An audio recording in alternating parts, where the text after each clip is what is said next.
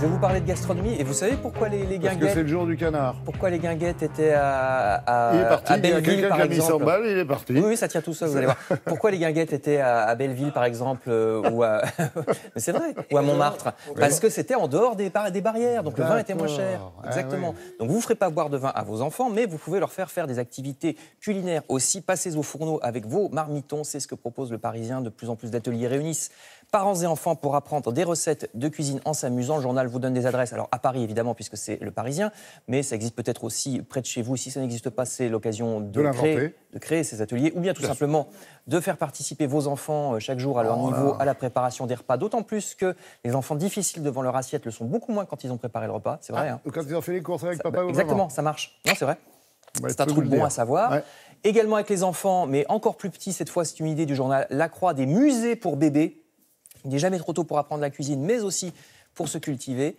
Une animatrice parvient à intéresser, à leur niveau là aussi, évidemment, de très jeunes enfants de 9 à 21 mois. Là, c'est au centre Pompidou, avec des comptines qui décrivent les œuvres, en faisant appel à tous les sens, à l'imagination, le toucher, etc. Le centre Pompidou donc, organise ça, mais il y a aussi le Quai Branly ou bien le musée d'art moderne de la ville de Paris.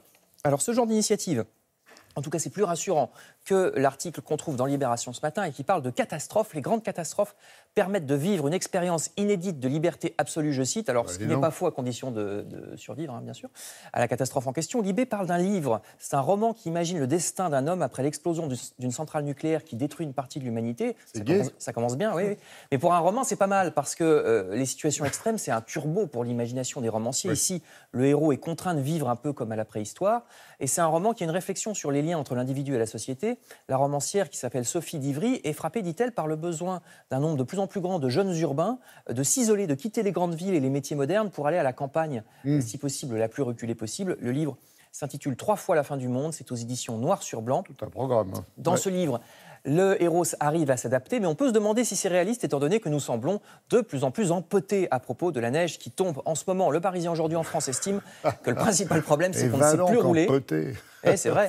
Le journal rappelle donc les principes de base de la conduite sur la neige. On l'a fait, nous aussi, hier. Et oui. Toujours à propos de nos comportements, Le Figaro vous conseille de regarder ce soir l'émission Avenue de l'Europe qui se penche aujourd'hui sur les électeurs autrichiens, hongrois et italiens qui ont porté au pouvoir des dirigeants populistes. C'est à 23h30 ce soir sur France 3. Et puis je termine avec un livre. Là, il s'agit non pas de mieux nous connaître, mais de mieux connaître les sciences.